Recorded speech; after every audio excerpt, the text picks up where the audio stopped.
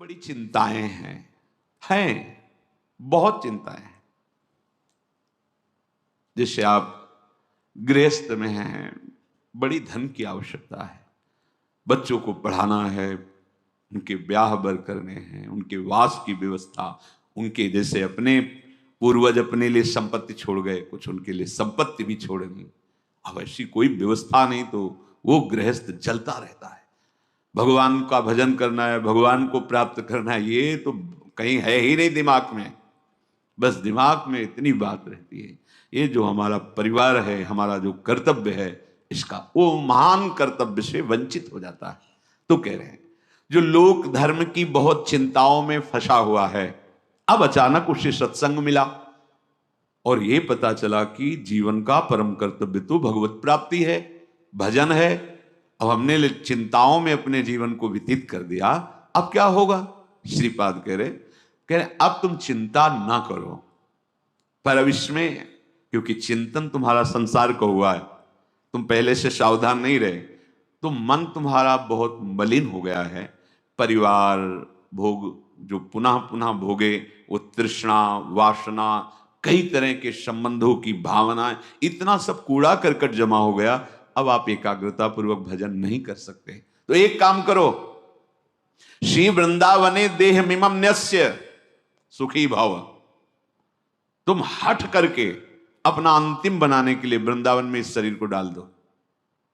न्यस्य माने त्याग दो, छोड़ दिया, सहारे से वृंदावन के भरोसे छोड़ दो। देखो एक बात आपको समझनी होगी अंदर से, उसमें क्यों में मत लगाना।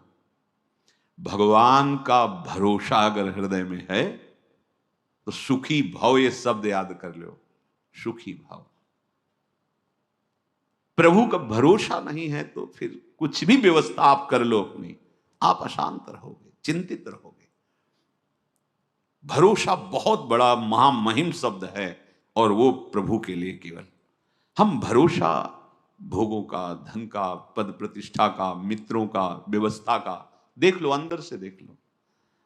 अगर भरोसा प्रभु का है, देखो वो आप जानो, आपका हृदय है, आप जैसे प्रभु के प्रति भाव करेंगे वैसे ही आपका दर्शन और व्यवस्था होगी। ध्यान रखना, ये यथामाम प्रपद्यन्ते तास तथैव। केवल प्रभु कदम कदम पे देखा, कदम कदम पे।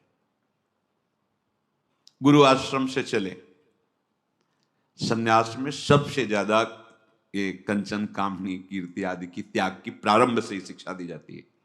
अर्थ स्पर्श नहीं करना, रखना नहीं। तो निकल, अब अर्थ तो था नहीं, यात्रा वृंदावन की करनी। चले, जब उसमें हाईवे पे आए, पीपल का वृक्ष था, बैठ गए। किससे कहे कि हमको अब कानपुर आकर वहां रेलवे स्टेशन पे बैठ के फिर जाना, बिल्कुल अक्षर शासक। सामने मिठाई की दुकान थी, वहां एक दोना मिठाई लेके, स्वामी जी मिठाई ले लो। उन्होंने मिठाई की तो आवश्यकता नहीं, आप बैठे हो काफी देर से, यहाँ कैसे बैठे हो? वहां हमारे मन में धाम दर्शन की इच्छा थी, पर हमारे पास पैसे नहीं थे यहाँ। अरे आप चिंता, थोड़ी देर में ऐसे गाड़ी रुको, बैठा ला, कहाँ जाने का? घंटा घर से रेलवे लाइन से रेल जाती है वृंदावन, वहां पहुंचा, वहीं रुका, पैदल चले गए वहां। अब वहां बैठे, हमें पता ही नहीं कि किस गाड़ी में, कहाँ गाड़ी, कैसे, बिल्कुल अक्षरशः सत्य।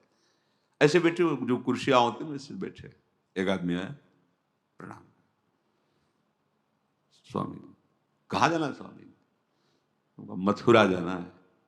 अच्छा, हम ड्राइवर हैं उसी मथुरा वाली गाड़ी के।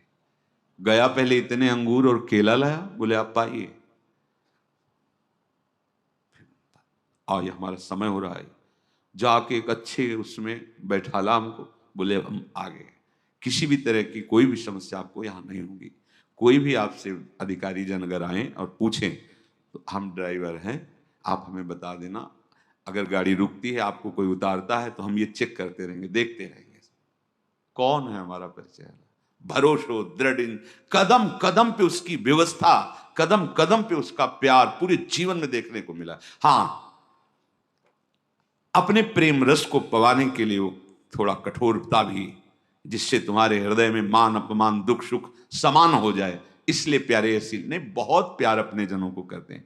ये कोई न सोचे कि जीवन भर हम संसार में रहें, अब हम कैसे वृंदावन में रहें। बड़ा करुणामय स्वभाव है, बड़ा करुणा। लाडली जी का विधान देखते हैं। एक उपासक आया कि अब हमें कैंसर है, डॉक्टर ने कहा 2 महीने में हमारा शरीर पूरा, यहां से सड़न मवाद निकल रहा है, दुर्गंध,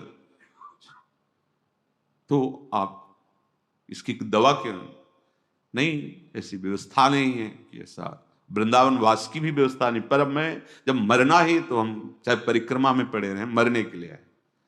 ऐसी व्यवस्था लाडली जी ने अचानक करना तो उनको है ना, ऐसी व्यवस्था सुंदर कि जीवन में अरबों रुपए कमाए होते तो भी व्यवस्था नहीं होती। भरोसा उसको दृढ़ लाडली का, किसी और का नहीं देखा गया। अगर आप भरोसा प्रभु का किए हो तो अनंत ब्रह्मांडों का स्वामी भरोसा, वो कभी भरोसा। पर ध्यान रखना, ये अंदर की बात है। बाहर से आप भरोसे की बात करोगे और अंदर से अन्य आश्रय लोगे तो मेरे प्रभु चित्त की बात देखते हैं, वाणी की बात नहीं देखते। बाहर से आप भले थोड़ा अहंकार की वाणी निकल रही और चित्त में दैन्यता, तो कोई फर्क नहीं पड़ेगा। वाणी में बड़ी दैन्यता और चित्त में अहंकार है तो फर्क पड़ जाएगा, देख लेना। राहत ना प्रभु चित्त चूक किए की, करत सुरत 100 बार हिये की। प्रभु के चित्त में अपने उपासक की बाहर की चूक से फर्क नहीं पड़ता, वो हृदय की समर्पण की वृत्ति को देखते हैं। यदि तुमने जीवन भर भजन नहीं कर पाए, सत्संग किसी तरह कान में पड़ा हुए बात आए कि अब तो चूक गया, पूरा जीवन मेरा विषय प्रपंच संसार में गया, अब कैसे भगवत प्राप्ति होगी। तो यदि व्यवस्था है तो धामवास की तत्काल व्यवस्था करो, छोड़ो और आओ। और यदि व्यवस्था नहीं है तो शरीर छोड़ना ही है ना, ऐसे कर लो बस। महाप्रस्थान जिसे कहते हैं, महाप्रस्थान, मरने जा रहा हूं, बस अमर हो जाओगे। श्रीपाद कह रहे किसी व्यक्ति का भरोसा नहीं, और वो हमारे परिचय के नहीं, भरोसा मेरी लाडली जुगल जोरी सरकार, आपके भरोसे आ रहे हैं। तो बोले श्री वृंदावन ने देह में मम नश्य डाल दिया अपने शरीर को वृंदावन में, तो श्रीपाद आशीर्वाद दे रहे हैं, सुखी भव, अब तुम परम सुखी हो जाओगे, क्योंकि बहुत करुणामय हमारे लाडली लाल हैं। इसलिए अलम कश्याप संगत्या तवालम शास्त्र कर्म भी वृंदारण्य तृणम मन्यो धन्यो न किंचिदाचरेत। अब बंद करो ये वार्ता, जिसे महाप्रभु कहते अलम विषय वार्ता, वो मेरा, मैंने ये किया वो किया, किसी का भी भरोसा मत रखो। अलम कश्यापि संगत्या, किसी का भी संग मत करो। यही बार बार वर्षों से प्रार्थना कर रहे हैं कि असंग रहो, सैकड़ों साथ रहते हुए भी असंग रहो। जब अपने कुटिया में गए तो बंद दरवाजा, निरीक्षण परीक्षण अपने हृदय का एकांत में करते हुए, भजन करते हुए, जो भी समय आपको मिला है एकांत का, उसमें कोई वार्ता नहीं, कोई संग नहीं, असंग रहो। वार्ता भगवत वार्ता सुन रहे हो, असंग। भरोसा प्रभु का, प्रभु गुरुदेव महाभागवत जन ये एक ही है। भक्ति भक्त भगवंत गुरु चतुर नाम बपु एक, भरोसा बस एक का, अन्य का नहीं। सांसारिक संबंधों का, सांसारिक बलों का नहीं। देखो भगवत प्राप्ति अत्यंत कठिन है, पर बहुत ही सरलता से प्राप्त हो जाएगी। कठिनता यही संग त्याग, आशा त्याग, भरोसा त्याग, यही बहुत कठिन होता है। एक भरोसो, एक बल, एक आस, एक विश्वास, इसमें दूसरा कोई नहीं होना चाहिए। अलम कश्यापि संगत्या, बंद करो, किसी का भी भरोसा आश्रय मत लो। तवालम, अलम शास्त्र कर्म भी, अब तुम्हारे शास्त्र से सिद्धांत से कर्म करने के लिए समय भी नहीं रह गया है और सामर्थ्य भी नहीं रह गई है।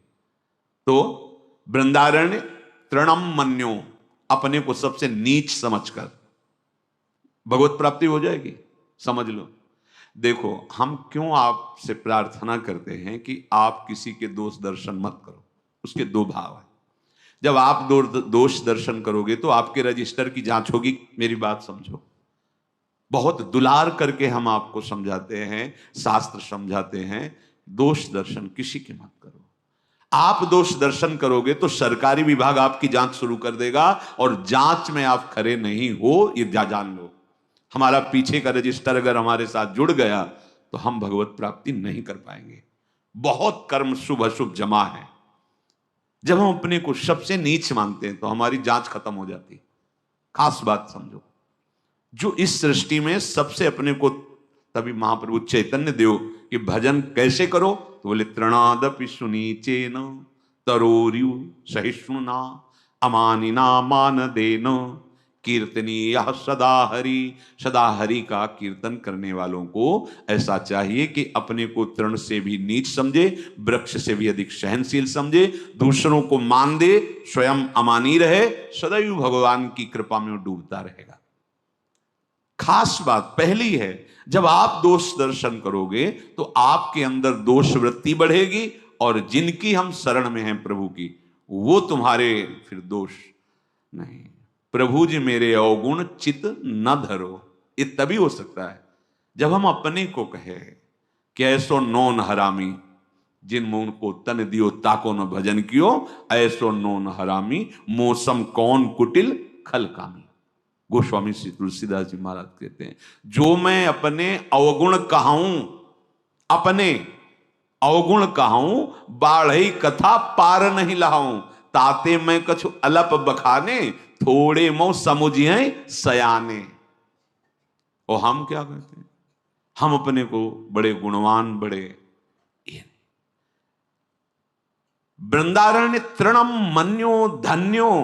अगर आपने ऐसा मान लिया कि सबसे नीच तो मैं ही हूं, तो क्या कृपा होगी, किसी के प्रति दोष दर्शन नहीं होगा। दोष दर्शन से सब तरह से हानि है, कहीं भी लाभ नहीं है।